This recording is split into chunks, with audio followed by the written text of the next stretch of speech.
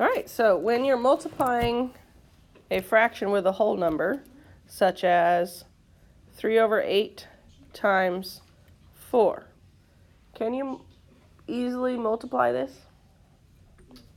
What do I need to do?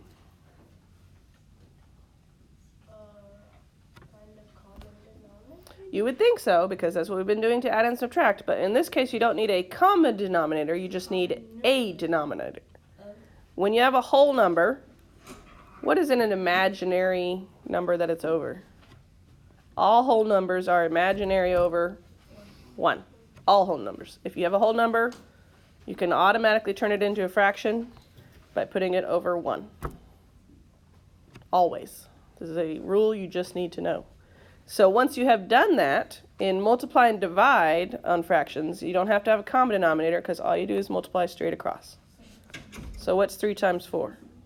12. What's 8 times 1? 8. You're done. That's it.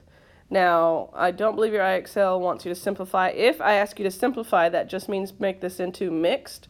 How many times can 8 go into 12? 1. With how many left over? 4. Which can reduce to 1 1/2. For this lesson, I'm not going to require you to simplify. Just do the math. Multiply.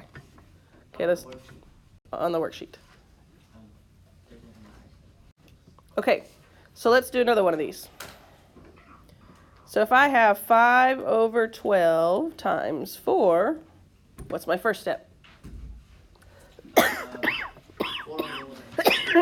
Yes, put the 4 over a 1.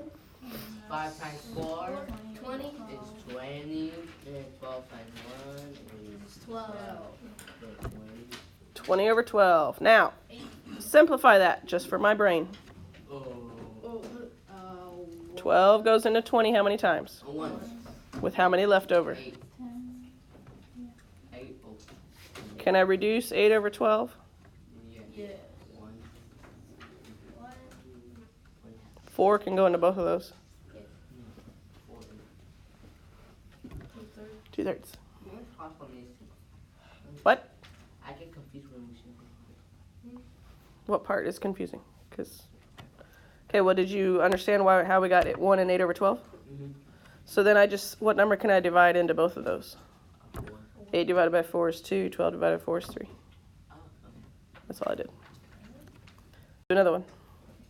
Okay, what if I have 8 times 3 over 4? Oh no, the whole